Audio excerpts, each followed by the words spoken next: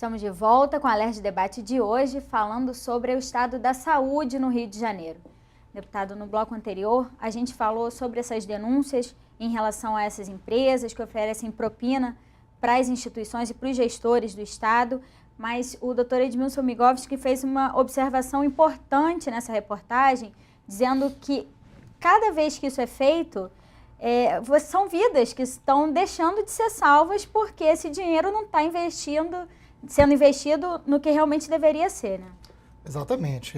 Aliás, o diretor do hospital merece todo o nosso respeito por fazer uma denúncia e permitir que isso se tornasse um assunto de interesse público, né? Viesse a pauta nacionalmente, gerando reação no Congresso, nas casas legislativas. Se não fosse o diretor ter essa ousadia, essa coragem, né, as coisas continuariam acontecendo, essas empresas continuariam nessa farra, né, dos contratos, enfim. Então, todo o apoio ao diretor do hospital, Edmilson, que está de parabéns. E é isso que o Paulo corretamente lembrou. Ele só fez isso, primeiro porque é corajoso, é uma pessoa ética e decente.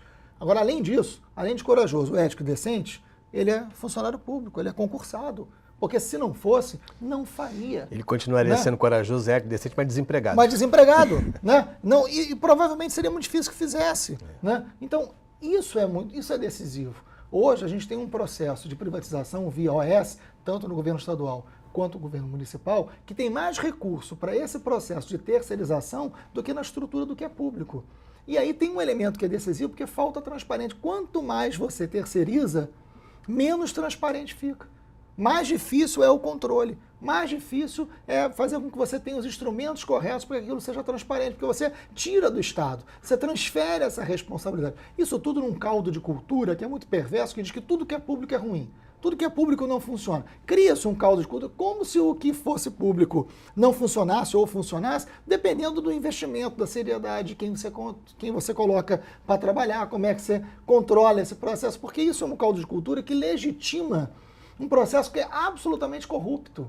Absolutamente. Pior do que um lugar que não tem licitação, Paulo, pior do que um lugar que faz tudo por emergência, é um lugar que faz com licitação de carta marcada. Exatamente. Porque é a fraude legitimada.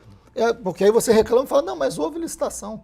Né? É verdade. Sim, é pior. Né? Como se tivesse sido feito da forma correta. Da forma correta. E a gente viu ali que não é. Né? Então você cria uma capa de proteção para esse processo de terceirização que está dentro da legalidade. E, na verdade, é uma grande fraude. Né? Então, esse debate sobre o que é de área essencial do Estado, saúde e educação, você não pode terceirizar. Saúde e educação, você tem que ter investimento público, tem que ser um funcionário público bem reconhecido. Os números são impressionantes. Um médico de uma organização social chega a ganhar 7 mil reais. Um médico contratado, um médico concursado, aprovado em concurso público, ganha 1.800, ganha 2 mil reais. E não que os 7 mil estejam errados, né? Não, mas olha a diferença. Está errado são os 1.800. Né? Mas olha a diferença. E muitas vezes o cargo de chefia é do médico concursado, que ganha 1.800 e o seu subordinado ganha 7 mil. Em que lugar do mundo que isso vai funcionar? A hierarquia fica prejudicada também, não né? Funciona. Até o trabalho em equipe fica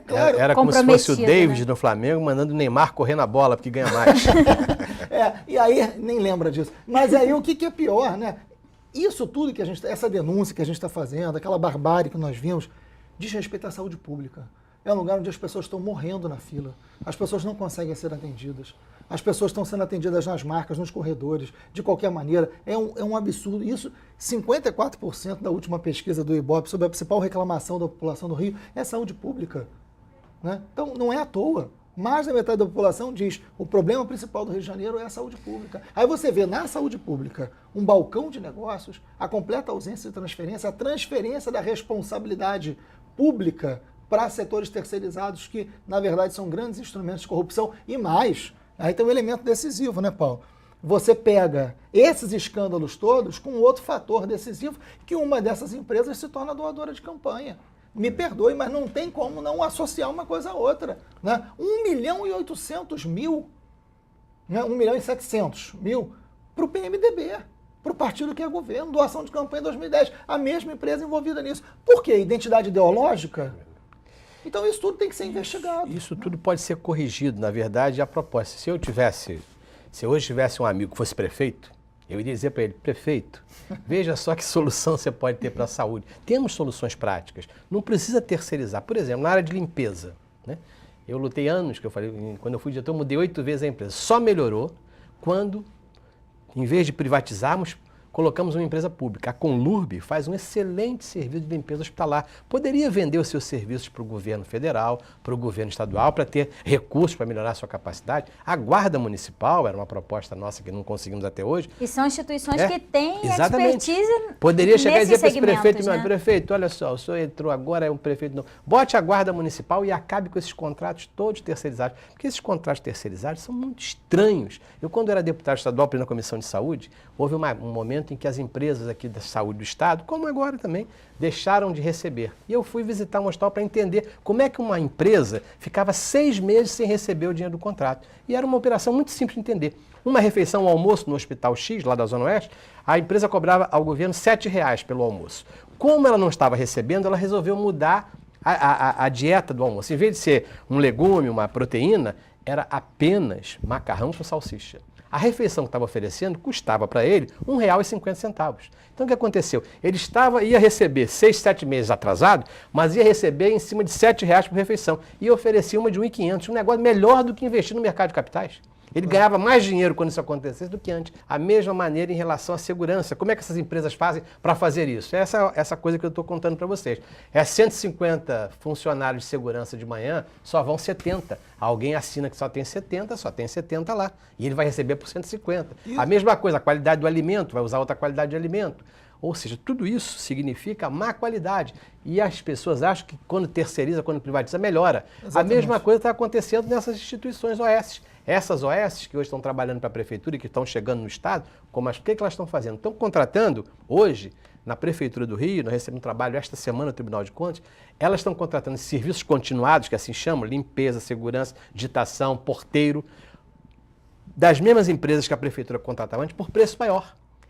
200%, 300% acima. Por quê? Se elas dizem que para resolver o problema, para melhorar a gestão, é preciso não fazer licitação, é preciso, porque esse é o grande ponto para a Fundação, para a OS, que esses defensores dessa política têm. Eles acham que não é possível ser gestor público tendo que cumprir a lei das licitações, a lei de responsabilidade fiscal e o regime jurídico único. Ou seja, funcionário com estabilidade é incontrolável, fazer licitação é impossível, né? E gastar com funcionário assim ou até o que é permitido, não dá para eles gastarem depois em investimentos. Isso é uma grande mentira. Nós estamos vendo agora os exemplos, já dá para ter 1 ano e meio de OS na Prefeitura, já fica claro que é um completo insucesso. E o Brasil, acho que é importante essa matéria e tudo isso, para que as pessoas acordem. A saúde é um problema, faltam recursos, são muitos recursos para a saúde. Eu acho que ainda faltam recursos, mas é preciso primeiro gastar melhor do que estamos gastando. Nós estamos vendo aqui que tanto o governo federal, quanto o governo estadual, quanto o governo municipal, estão muito mal em saúde. E o resultado final é aquilo lá, a má qualidade do atendimento que a população imediatamente fala. E tem um elemento central. Acabamos de ver o Rio de Janeiro, que é um estado, enfim, a segunda arrecadação, segunda economia brasileira, um estado que vai receber, né, Copa do Mundo, a cidade que vai receber a Olimpíada. Saiu agora um ranking, né, do Ministério da Saúde, onde a cidade do Rio de Janeiro, capital, está em último lugar na qualidade do SUS. Então, e tem verba federal, sim. Tem verba federal, sim. Uma parte significativa do orçamento do município é verba federal. Então, isso é um assinte. Aí não adianta, me perdoe, mas não adianta o prefeito falar, não, mas não contabilizou os dados de 2011, só de 2009 e 2010. Ué, mas quem é que era o prefeito de 2009 e 2010? O mesmo. Ora, bola. Então, 2009, 2010, a saúde podia ser uma porcaria. 2011, está um pouco melhor. Vai sair do último o quê? Para o penúltimo? Ora, isso é grave demais, porque a gente está falando da saúde pública. Isso é o investimento mais importante. Então, você olha para o orçamento, né, da cidade, do estado, você até tem investimento, tem mais investimento. Mas o investimento é em inauguração de UPAs, né, inauguração de clínicas de família, mas não tem investimento nos recursos humanos, não tem investimento no profissional, não tem investimento no servidor público. O investimento fundamental é no processo de terceirização.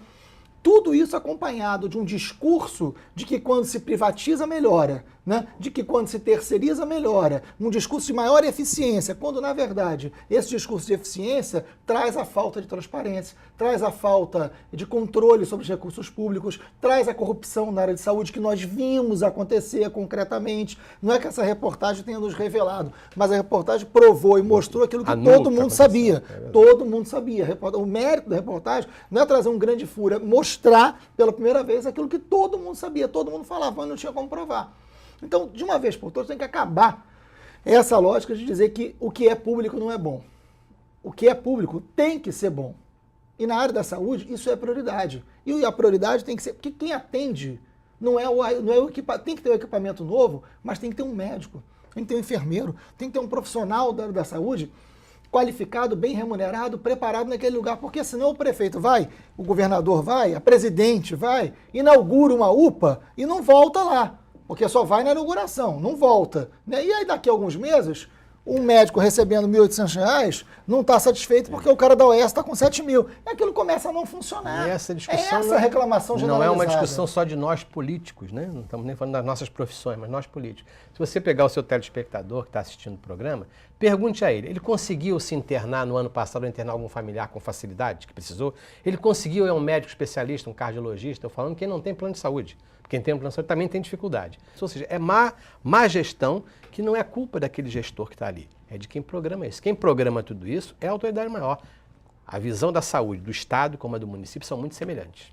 Muito ruins e a qualidade a gente vê no dia a dia. E é preciso, em relação tanto aos vereadores quanto aos deputados, essas casas legislativas terem autonomia para fiscalizar tudo isso também. Né? É papel do parlamento fiscalizar essas áreas todas, a gestão do governo e da prefeitura, mas isso também é um pouco complicado, né? Nós precisamos fazer isso agora e vamos ter que fazer isso lá pela Câmara.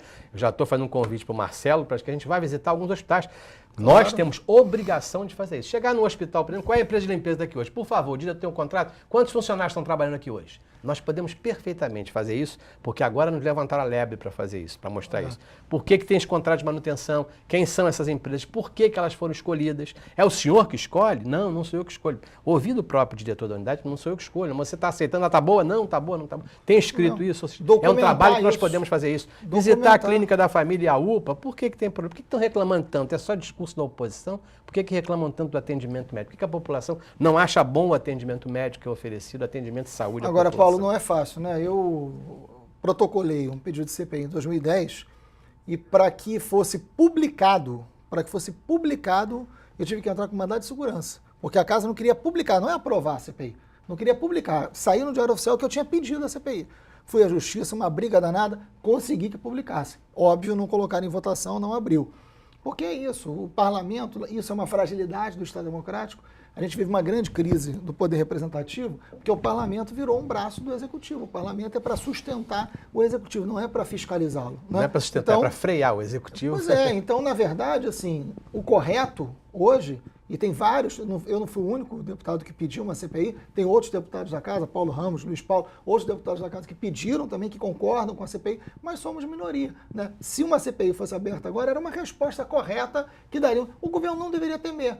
Porque se o governo está dizendo, olha, cancelamos o contrato, o secretário de artes cênicas, ou melhor, de saúde, né, o Sérgio Cortes, né, que ele ficou tão espantado com o que ele viu, né, ele devia ser o primeiro a falar, olha, acho que o parlamento devia abrir uma CPI, devia investigar e devia ver se isso também acontece no governo do Estado. Não, fazem de tudo para que não tenha CPI. Adivinha por quê? Nas casas legislativas é a mesma coisa. Lá na Câmara, fizemos um pedido de CPI, conseguimos as assinaturas regimentais, conseguimos a publicação. 2 ou 3 dias depois, alguns vereadores vieram pedir para retirar a assinatura, porque quando eles assinaram a situação era muito ruim. E agora a situação era ótima, eles não podiam ter assinatura. 2 do governo, pressionados, evidentemente, por algum motivo, retiraram as assinaturas e a CPI não pôde ser iniciada, porque não tinha número de assinaturas suficiente. Agora nós vamos agir. Nós vamos visitar os hospitais, nós vamos fazer relatórios, nós vamos tornar isso público. É nossa obrigação como cidadão, né? E como parlamentar mais ainda. Já acionei o Ministério Público, já acionei a Polícia Civil e já pedi, foi publicado hoje, finalmente, um requerimento de informação pedindo cópia de todos os contratos com o governo do Estado por parte dessas empresas. Então, o nosso trabalho a gente vai fazer. É preciso ficar em cima para que a população não seja mais uma vez prejudicada. Para que a frase da Constituição seja verdadeira. A saúde é um direito de todos e um dever do Estado. Gente, Nem tem sido direito, nem o Estado tem devidamente tratado isso. Gente, a gente precisa encerrar. Infelizmente, nosso programa está acabando. Vereador Paulo Pinheiro, muito obrigada pela sua participação. Muito obrigado pelo convite aqui de voltar cá, visitar a casa aqui, cada vez melhor. TV Alerj está muito bem. Obrigada. Deputado, obrigado por ter vindo mais uma vez ao Alerj Debate. Se você quiser rever esse programa, basta acessar o nosso site, que é www.tvalerj.tv. O Alerj Debate fica por aqui. TV Alerj, o canal do povo fluminense. Até a próxima.